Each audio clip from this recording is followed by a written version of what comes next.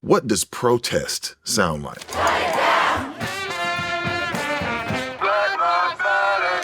In the 60s and 70s, about 7,000 miles apart, two fights for black liberation were creating that very sound.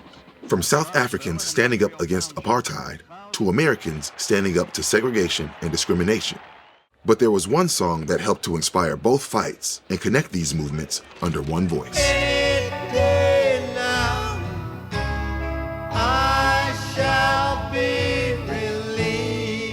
How did a Bob Dylan song that didn't even crack the top 40 become a rallying cry for two movements oceans apart? It all starts with Miriam Makeba, Nina Simone, and Bob Dylan working their magic in Greenwich Village in 1967. Have you heard this viral TikTok sound? You might not know it's about Miriam Makeba, one of the pioneers of the world music genre, music that includes a variety of different sounds from around the world. Makeba's music brought African sounds like the Afro-pop hit Pata Pata to the global stage, earning her the nickname Mama Africa.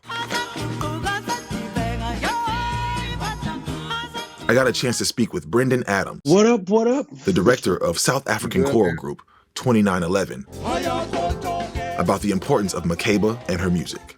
Pata Pata is a song that she wrote during the time of apartheid. It's also a sound of freedom. It's a happy song, which simply means to move. Tats, tats, pata, pata, tats, tats. But her music was doing more than just making people dance. Makeba was also deeply involved in the South African anti-apartheid movement. Thousands gather outside a police station in protest against new laws requiring every African to carry a pass at all times. Apartheid was the racial segregation of South Africa, with its racial designations determining where one could work, live, and go to school. This also included the white government's forced removal of black South Africans from their homes, denying their ability to vote in elections, and brutally enforcing these laws on the street. Even though Makeba stated, "What I sing is not politics, it's the truth." The truth was political, drawing the ire of the apartheid government. It's a dance that's used as a weapon. The apartheid government didn't like those type of things. With her global touring, Makeba's popularity would lead to an increase in awareness of the anti-apartheid movement. Like in this performance from 1966. They see police cars coming to raid their homes for one thing or another. When she tried to return to South Africa for her mother's funeral, she was denied entry and would not be allowed back for 30 years. Exiled in the US during the 60s, her music connected her with other artists and activists whose music was deeply entwined with political activism. From that New York music scene, a song would emerge that would capture, for many, the tone of the era. I Shall Be Released, written by Bob Dylan in 1967, was released by the band the following year. I shall be released. It struck a chord with many musicians, including Makeba, saying, "I decided I would try to sing it too. I was afraid because after all, he was a big star. I can try to sing it my way with my own little accent." Any day now, I shall be. In doing so, Makeba would put her name alongside some of the biggest in music. I Shall Be Released became a popular cover song for some of the country's most famous acts, from Big Mama Thornton Big Mama gonna be released. to Elvis himself. I shall be released. I shall be released. Shall be released. I shall be released. I shall be released.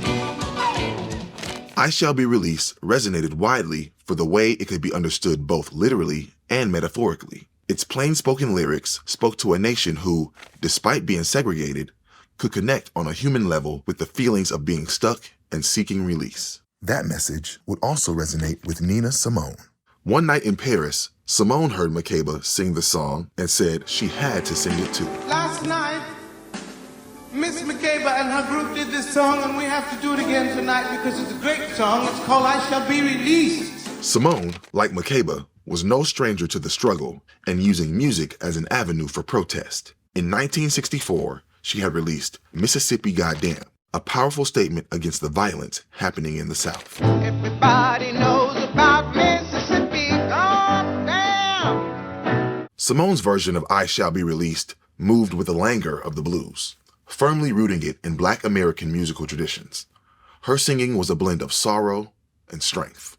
Any day now, any day now, I shall be released. In contrast to Makeba's version, which is sung with a smile you can hear. Any day now, any day now, I shall be released. What are some of the characteristics of South African music, or what does South Africa sound like? It's a happy sound. You can hear that it's a deep sound that comes from a place of hurt, but people turn it into happiness. But while these versions differ slightly in their delivery, the song itself carries with it a common ancestry. Like much of Dylan's music, the song pulls from the Black folk traditions, the gentle sway of its groove with the guitar and harmonica beginning with a lone, mournful voice. They say every man must need protection. I just run to the camp and tell my brother Bill. Makeba's version of this folk song, like most resistance music at the time, would be banned by the South African government. But that wouldn't stop it from making an impact. Makeba's version would play alongside other banned music on the illegal pirate radio station, Radio Freedom. In both countries, we used our voices when our people got murdered and killed. And even then, they used so much peace. Their fight was their voices and their march. Music played a powerful role in both the U.S. civil rights and South African anti-apartheid movements. It allowed resistance to persist in everyday spaces. For Black South Africans, the tradition of collective singing is woven into the cultural fabric, and during the struggle, it accompanied every occasion from political triumphs to funerals. Some of these songs had their roots in gospel choral and native South African traditions. Songs had potent slogans like Nkosi Sikelele Africa, God bless Africa. They would be sung repeatedly in call and response patterns.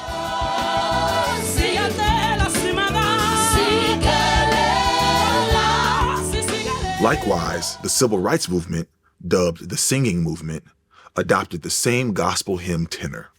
Like the anti-apartheid struggle, they frequently adapted spiritual songs to reflect their struggles with hopes of renewal.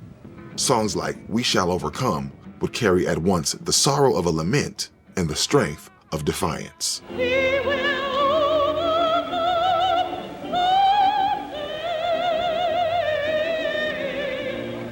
I think that when you're in exile,